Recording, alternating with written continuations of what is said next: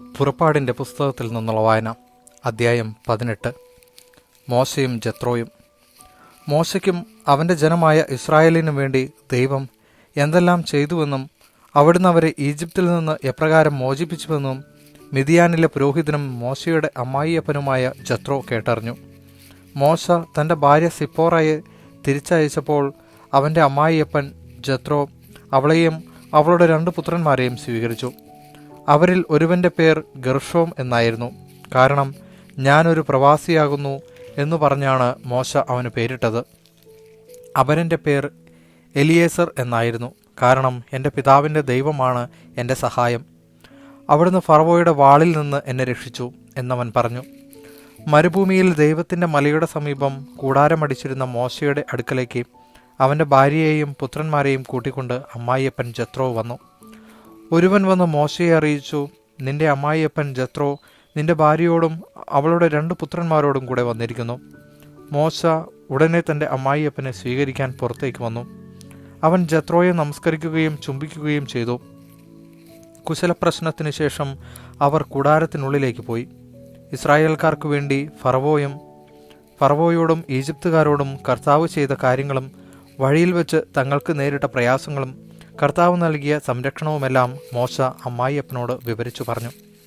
കർത്താവ് ഈജിപ്തുകാരിൽ നിന്ന് ഇസ്രായേലിനെ മോചിപ്പിച്ച് അവർക്ക് ചെയ്ത നിരവധി നന്മകളെക്കുറിച്ച് ജത്രോ ആഹ്ലാദിച്ചു.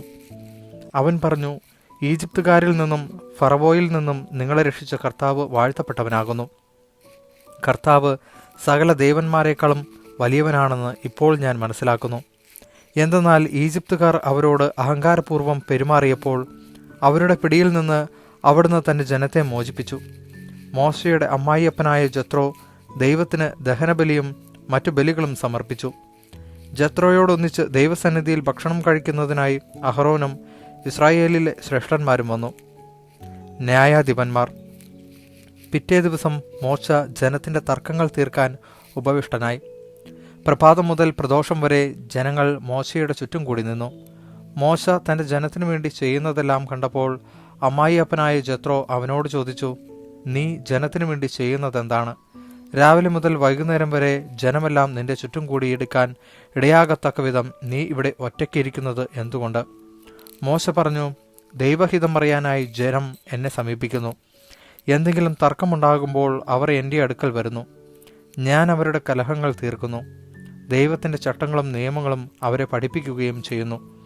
അപ്പോൾ അവൻ പറഞ്ഞു, നീ ചെയ്യുന്നത് ശരിയല്ല. നീയും നിന്റെ കൂടെയുള്ള ജനങ്ങളും ക്ഷീണിച്ച് വിവശരാകും. ഇത് ഭാരമേറിയ ജോലിയാണ്. തനിയെ ഇത് ചെയ്യാൻ നിനക്ക് സാധിക്കുകയില്ല. ഞാൻ പറയുന്നത് കേൾക്കുക. ഞാൻ നിനക്കൊരു ഉപദേശം നൽകാം. ദൈവം നിന്നോട് കൂടെ ഉണ്ടായിരിക്കട്ടെ. നീ ദൈവത്തിൻ്റെ മുൻപിൽ ജനങ്ങളുടെ പ്രതിനിധിയായിരിക്കണം. അവരുടെ തർക്കങ്ങൾ അവിടുത്തെ അറിയിക്കണം. അവരെ ചട്ടങ്ങളും നിയമങ്ങളും പഠിപ്പിക്കണം. അവർ ചരിക്കേണ്ട മാർഗവും അനുഷ്ഠിക്കേണ്ട കർത്തവ്യങ്ങളും അവർക്ക് നിർദ്ദേശിച്ചു കൊടുക്കണം. കഴിവും ദൈവഭയവുമുള്ളവരും സത്യസന്ധരും കൈക്കൂലി വെറുക്കുന്നവരുമായ ആളുകളെ ജനത്തിൽ നിന്ന് തിരഞ്ഞെടുത്ത് അവരെ 1000ഉം 100ഉം 50ഉം 10ഉം വീതമുള്ള ഗണങ്ങളുടെ അധിപന്മാരായി നിയമിക്കുക. അവർ എല്ലായ്പ്പോഴും ജനങ്ങളുടെ തർക്കങ്ങൾക്ക് തീർപ്പ് കൽപ്പിക്കട്ടെ. വലിയ കാര്യങ്ങൾ നിന്നെ ഏൽപ്പിക്കുകയും ചെറിയവ അവർ തന്നെ തീരുമാനിക്കുകയും ചെയ്യട്ടെ. അങ്ങനെ അവർ നിന്നെ സഹായിക്കുമ്പോൾ നിന്റെ ജോലി എളുപ്പമാകും.